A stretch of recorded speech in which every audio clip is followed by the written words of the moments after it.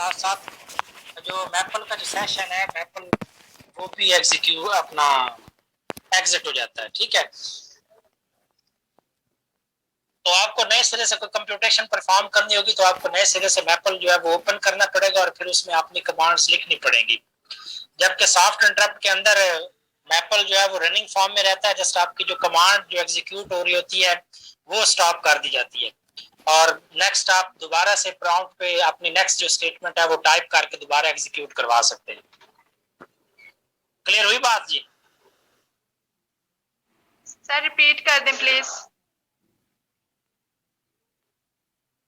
Hard interrupt और soft interrupt की बात हो रही है। मेरा भी ज्वाइन हुआ। हाँ, तो सॉफ्ट इंटरप्ट में क्या होता है कि मैपल का जो कर्नल है जो एग्जीक्यूशन कर रहा होता है वो उस करंट स्टेटमेंट को वहीं पे स्टॉप कर देता है। जब आप कंट्रोल सी करेंगे या स्टॉप आइकन पे क्लिक करेंगे तो वो क्या करेगा, जो करंटली जो कमांड वो रन कर रहा होगा उस कमांड या स्टेटमेंट को वो वहीं पे टर्मिनेट कर देगा।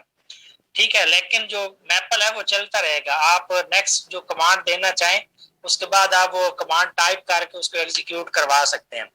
लेकिन हार्ड इंटरप्ट में क्या होगा कि जो एग्जीक्यूशन कर रहा होगा, जो कमांड एग्जीक्यूट हो रही होगी वो कमांड भी स्टॉप हो जाएगी और उसके साथ साथ जो मैपल है वो भी टर्मिनेट हो जाएगा, एग्जिट हो जाएगा। ठीक है, एग्जिट का मतलब ये है कि वो क्लोज हो जाएगा। तो आपको दोबारा दूसरी स्टेटमेंट एग्जीक्यूट करने के लिए आपको दोबारा मैपल जो है वो ओपन करना पड़ेगा और उसके बाद कमांड देकर रन करनी पड़ेगी। ठीक है,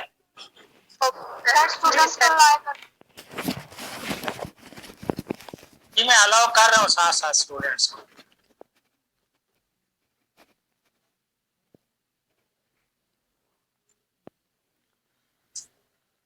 अच्छा, नेक्स्ट हमारे पास है मेमोरी को क्लियर करना। जो हमारे पास मेमोरी होती है जिसको हम रैम कहते हैं या उसको हम जस्ट आपने पढ़ा होगा इसके अंदर आईसीटी के कोर्स के अंदर के जो रैम होती है ये वोलेटाइल मेमोरी होती है। इसमें जो कंटेंट सेव होते हैं वो टेम्परेरी तौर पे सेव होते हैं और जब आप कंप्यूटर को ऑफ करते हैं तो वो कंटेंट्स जो है वो इरेज हो जाती हैं या डिलीट हो जाते हैं।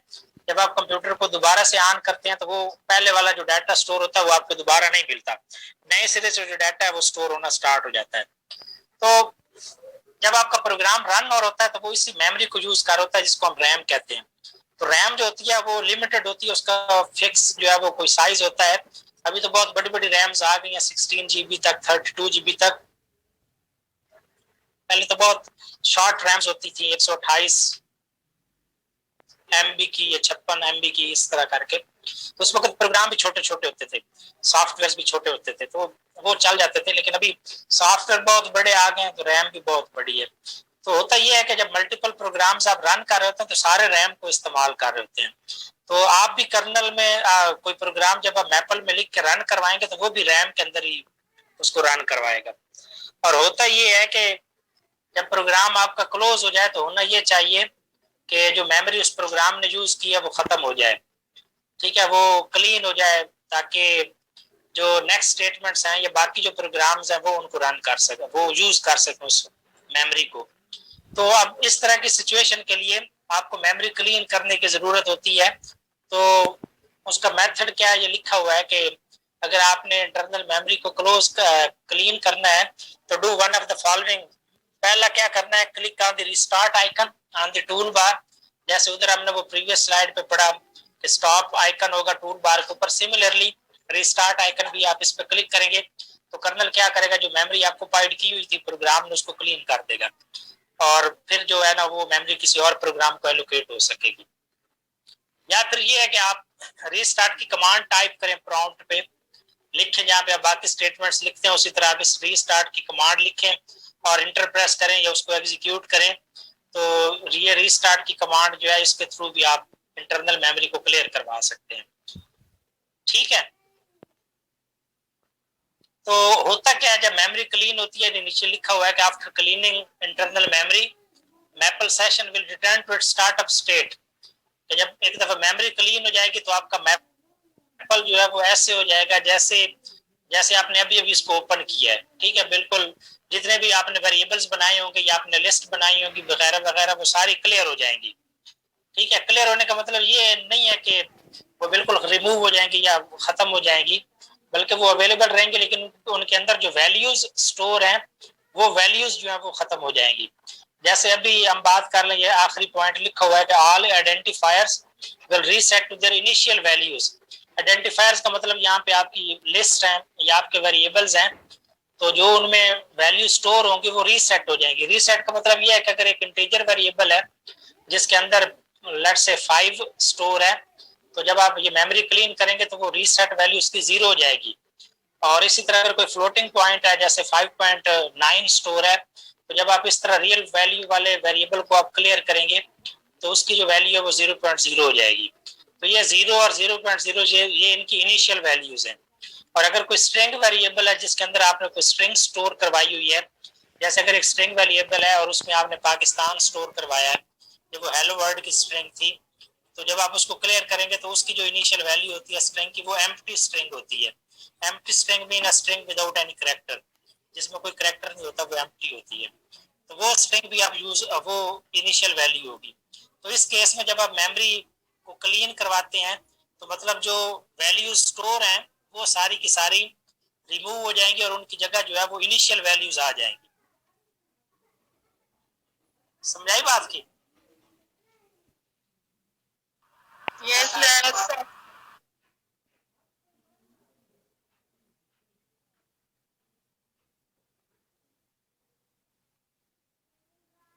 ये मोहम्मद बिलाल है, मोहम्मद बिलाल।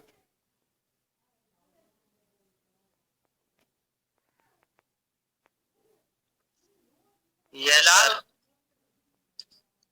बिलाल अभी स्लाइड में क्या पढ़ा है, को समझ आई है? थोड़ा डिफरेंशिएट करो ना।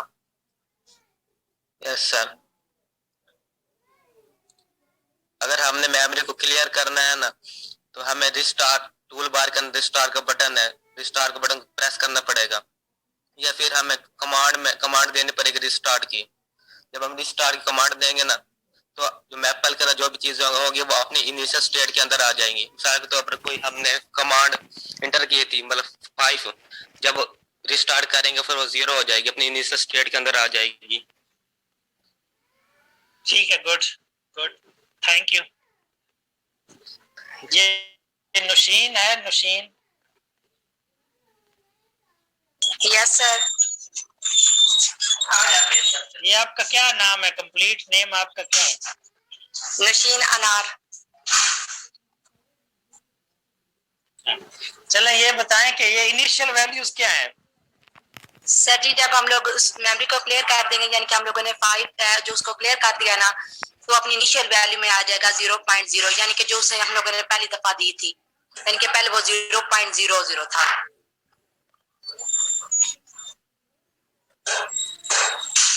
इसके अलावा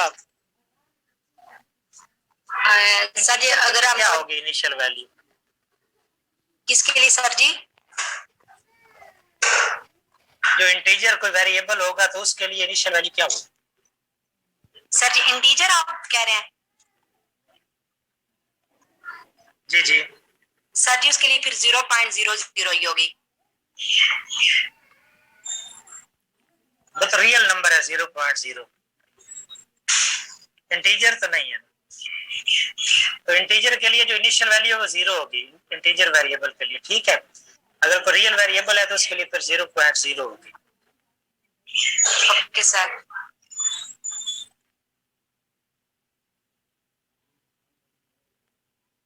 ठीक है, नेक्स्ट हमारा जो टॉपिक है वो ट्रबल शूटिंग का है।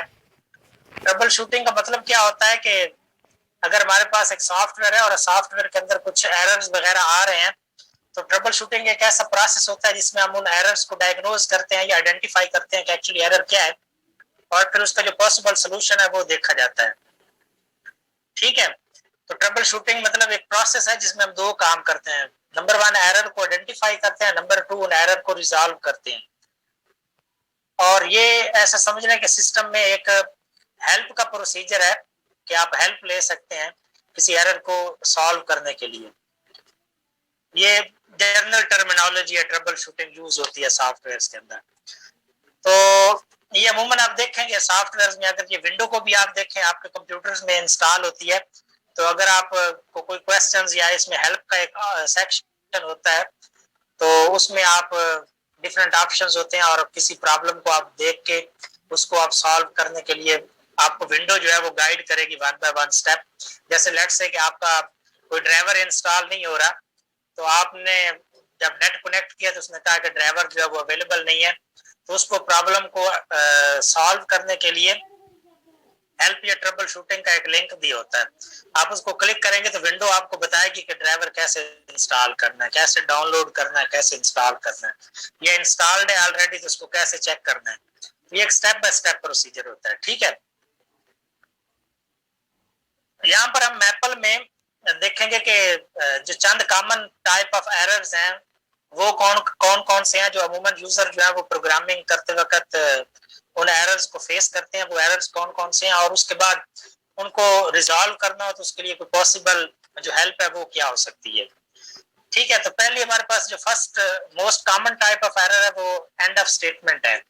हमने मैपल के अंदर पढ़ा कि प्रीवियस स्लाइड्स में कि जब भी हम कोई कोड लिखते हैं तो कोड का जो हर स्टेटमेंट है वो कॉलन या सेमी कॉलन से एंड होनी चाहिए, या आप ऐसे कह लें कि every statement should must be terminated with colon और सेमी कॉलन। तो चॉइस है आपकी कॉलन से एंड करते हैं या सेमी कॉलन से एंड करते हैं। तो अब एरर क्या है कि आप कोडिंग कर रहे हैं और जल्दी जल्दी आपका फोकस जो है वो जस्ट स्टेटमेंट के ऊपर है, और आपने एंड पे जाके जब स्टेटमेंट कंप्लीट की तो आप भूल गए, you forgot to place colon और semicolon at the end of the statement. तो उस केस में क्या होगा कि जब आप रन करेंगे उस कमांड को या स्टेटमेंट को तो एक एरर मैसेज जो है ना वो आपके पास आ जाएगा, जो ये कहेगा कि ये अनएक्सपेक्टेड आपने स्टेटमेंट लिखी है, इसके एंड पे कॉलन या सेमी कॉलन होना चाहिए। समझ आई बात की? Yes sir.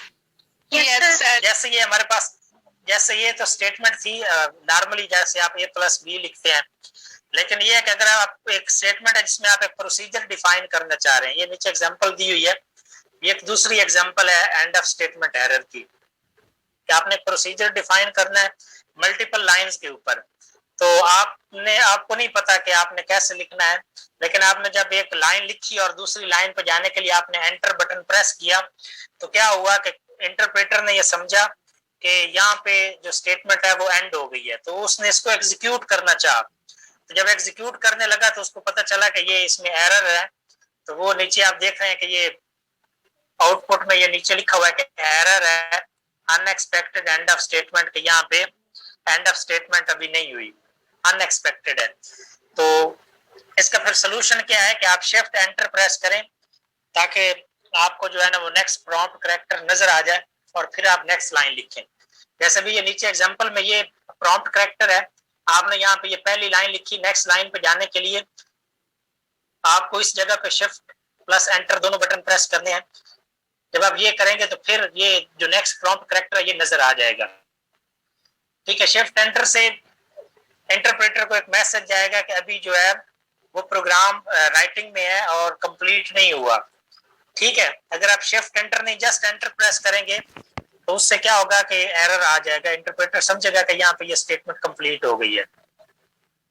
इसी तरह मल्टीपल लाइंस पे आप जब भी कोई चीज लिखनी हो तो एक लाइन लिखने के बाद जहाँ पे लाइन को ब्रेक करना है वहां पे आप शिफ्ट एंटर प्रेस करेंगे तो नेक्स्ट लाइन पे चले जाएंगे। क्लियर होगी बात जी? Yes sir. सर प्रॉक और एंड प्रॉक भी हमारे पास स्टेटमेंट्स है ना? जी ये स्टेटमेंट है, लेकिन आपको पता है कि हमने पीछे पढ़ा है कि जब कोई प्रोसीजर आप डिफाइन करते हैं तो वो प्रॉस और एंड प्रॉस के अंदर होना चाहिए। तो अभी यहाँ पे जब आप प्रॉस लिख रहे हैं और इसका एंड प्रॉस नहीं है, इंटरप्रेटर ये समझेगा कि यहाँ से प्रोसीजर खत्म हो रहा है, लेकिन ये अभी एंड नहीं हुआ। वो सर्च करेगा कि कोड में कहीं पे एंड प्रॉस है, क्योंकि हमने जस्ट एक ही लाइन लिखी थी और हमने कहा कि ये रन हो जाए, तो इंटरप्रेटर कहेगा कि इसी वजह से वो नीचे एरर दे रहा है कि अनएक्सपेक्टेड एंड ऑफ स्टेटमेंट। तो ये कोई एंड ऑफ स्टेटमेंट नहीं है। ठीक है, अनएक्सपेक्टेड आपने कुछ लिख दिया है तो इसको प्रॉपरली जो है वो एंड किया जाए।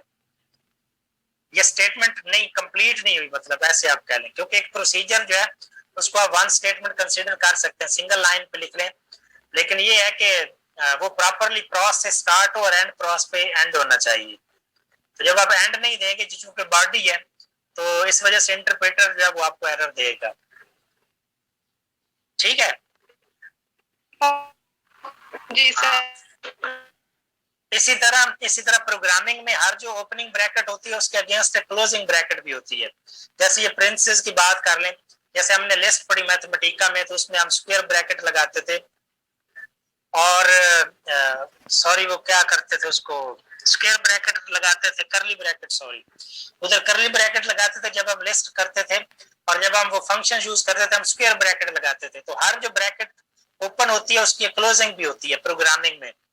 तो अगर आप एक डाल देते हैं, एक मिस कर देते हैं, तो उसका भी एरर है, ठीक है, क्योंकि इंटरप्रेटर ये रूल है, वो समझेगा कि ओपनिंग ब्रैकेट जो है क्लोजिंग नहीं है, तो इस वजह से भी वो एरर, ये काफी सारे एरर्स हो सकते हैं। लेकिन ये मोस्ट कॉमन ये है, पहला जो है कि आप कॉलन या सेमी कॉलन करके प्रॉपर किसी स्टेटमेंट को आप टर्मिनेट नहीं करते, तो इस वजह से मोस्टली एरर्स आते हैं। Okay sir. जैसे ये एग्जांपल्स हैं यहाँ पे, if you miss colon semi colon at the end of the statement, ये हमारी एक स्टेटमेंट है 1+2 और इसके आगे जो है वो सेमी कॉलन होना चाहिए था, हमने नहीं दिया, तो maple will insert semi colon and show the message, कि मैपल का जो इंटरप्रेटर है समझे वो ऑटोमेटिकली समझ जाएगा कि यहाँ पे एंड ऑफ स्टेटमेंट होनी चाहिए थी, तो वो सेमी कॉलन को खुद ही वहां पे प्लेस कर देगा आपकी स्टेटमेंट में और फिर उसको रन कर देगा। तो जब उसकी वो आउटपुट शो करेगा तो आपको साथ में वार्निंग मैसेज भी शो करेगा कि आपकी जो इनपुट स्टेटमेंट थी उसमें सेमी कॉलन मिस था, तो सेमी कॉलन मैंने खुद ही इंसर्ट कर दिया और रिजल्ट अब ये है। वार्निंग इसलिए देगा ताकि नेक्स्ट टाइम आप केयरफुल हो जाए कि एक्चुअली मैं मिस कर गया हूँ सेमी कॉलन, तो नेक्स्ट टाइम मुझे खुद देना चाहिए। समझ आई बात की?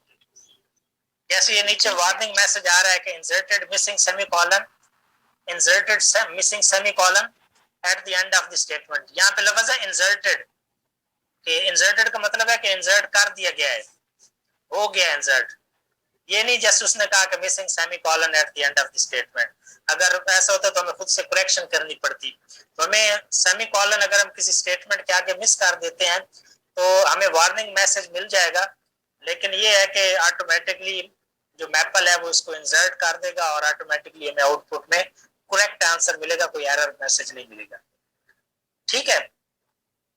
Yes sir. इसी तरह अगर हम कोई प्रोसीजर डिफाइन करते हैं तो प्रोसीजर में भी हमने ये पढ़ा हुआ है कि यहाँ पे एंड क्रॉस के बाद भी सेमी कॉलन होना चाहिए, तो जब हम एंड क्रॉस के आगे भी सेमी कॉलन नहीं लगाते तो मैपल जो है वो ऑटोमेटिकली यहाँ पे भी सेमी कॉलन लगा देगा, ठीक है।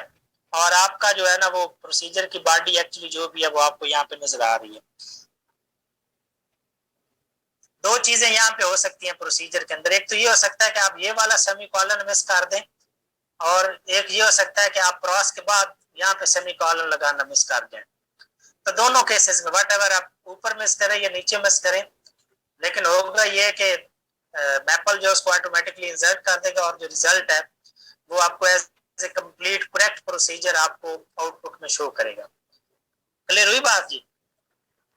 Yes sir. Yes sir. Yes sir.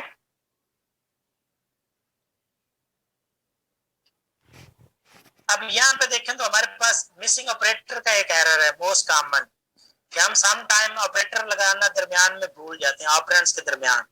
जैसे लेट्स से 2 एक ऑपरेंड है और ए जो है वो एक ऑपरेंड है, दरमियान में यहाँ पे एक ऑपरेटर होना चाहिए था जो कि नहीं है, मिस है, हमने वो गलती से छोड़ दिया। अब क्या होगा कि जब आप इसको रन करेंगे कमांड को तो आपको आउटपुट मिल रही है मिसिंग ऑपरेटर एरर, तो यहाँ पे सेमी कॉलन मिस है या आपका जो है ना वो ऑपरेटर मिस है, दो हो सकते हैं ऑप्शंस। तो यहाँ पे जो है ना वो जो कंपाइलर है सॉरी इंटरप्रेटर वो कंफ्यूज्ड है कि यहाँ पे क्या होना चाहिए, कॉलन होना चाहिए या ऑपरेटर होना चाहिए। अगर तो ये एंड ऑफ स्टेटमेंट होती तो वो ऑटोमेटिकली यहाँ पे सेमी कॉलन इंसर्ट कर देता जैसे प्रीवियस स्लाइड पे हमने बात की, लेकिन चूंकि यहाँ पे एंड ऑफ स्टेटमेंट नहीं है, इसके बाद भी कुछ है, तो दरमियान में ये हो सकता है कि मे बी ऑपरेटर मिस हो, तो दोनों ऑप्शंस हो सकते हैं। जैसे अगर यहाँ पे हम सेमी कॉलन लगा दें लेट से, तो ये हमारी दो स्टेटमेंट बन जाएंगी, एक ये जस्ट 2 है जो कि आउटपुट में मिल जाएगा, एक a प्लस b है जो दो नंबर्स ऐड हो रहे हैं, तो ये 2 डिफरेंट स्टेटमेंट्स हो जाएंगी। और अगर हम यहाँ पे ऑपरेटर इंसर्ट कर देते हैं प्लस का लेट से, तो ये हमारे पास एक ही स्टेटमेंट बन जाएगी जिसमें हम 3 वैल्यूज को ऐड कर रहे हैं। तो कंपाइलर जो है इंटरप्रेटर जो है वो यहाँ पे कंफ्यूज हो जाता है और इसको ऑटोमेटिकली करेक्ट नहीं कर सकता। जब ऑटोमेटिकली करेक्शंस नहीं होती तो आपको यहाँ पे देख रहे हैं कि एरर मैसेज, यहाँ पे एरर लिखा हुआ आ रहा है। प्रीवियस 2 स्लाइड्स में यहाँ पे वार्निंग का मैसेज लिखा हुआ आ रहा था और ऑटोमेटिकली कर्नल ने खुद से करेक्शंस कर दी थी, लेकिन यहाँ पे एरर है और ऑटोमेटिक करेक्शन नहीं हुई, तो इट्स मीन आपको इस कोड में खुद से चेंज करना पड़ेगा, खुद से इस एरर को करेक्ट करना पड़ेगा। लेकिन यहाँ पर उसने गाइडलाइंस आपको प्रोवाइड कर दी है कि या ऑपरेटर मिस है या सेमीकोलन मिस है, व्हाटसोएवर जो आप लगाना चाहते हैं आप अपनी चॉइस के मुताबिक लगाएं और इस स्टेटमेंट को दोबारा रन करें। ठीक है, जैसे अभी ये नीचे आउटपुट है, हमने यहाँ पे स्टैरिक लगाया मतलब मल्टीप्लाई किया, तो हमें नीचे आउटपुट जो है वो 2a+b मिल गई है। इस दफा कोई एरर नहीं आया। समझ आ गई बात कीजिए। सर मैथमेटिका में तो अगर थोड़ी सी स्पेस होती थी तो हम खुद लेट करते थे कि यहाँ पे मल्टीप्लिकेशन होगी, लेकिन यहाँ पे हमें ऑपरेटर जी मैथमेटिका इसको कंसीडर कर लेता था, वहां पे स्पेस का मतलब मल्टीप्लिकेशन ही थी, लेकिन यहाँ पे नहीं है। लेकिन मैप में सिर्फ उसका ऑपरेटर होना लाजमी है। जी सर। जी ऑपरेटर्स का होना लाजमी है। उधर मैथमेटिका में भी ऑपरेटर का होना लाजमी था, बाकी ऑपरेटर्स, लेकिन जस्ट वो मैथमेटिक्स के लिए अपना मल्टीप्लिकेशन ऑपरेटर के लिए आपको रियायत थी कि अगर आप स्पेस दे देते हैं दो नंबर्स के दरमियान तो इसका मतलब ये होगा कि वो मल्टीप्लाई हो जाएंगे।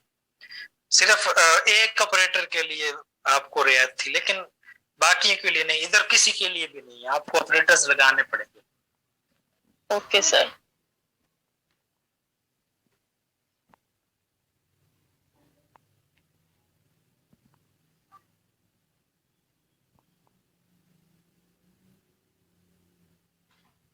इसी तरह हमारे पास नेक्स्ट जो टाइप ऑफ एरर है वो ये है कि जब हम फंक्शंस लिखते हैं, सॉरी प्रोसीजर्स लिखते हैं या कोई रूटीन्स का नेम लिखते हैं, उनको कॉल करते हैं, तो कॉल करते वक्त हम उनको जो प्रॉपर आर्गुमेंट्स हैं वो नहीं देते।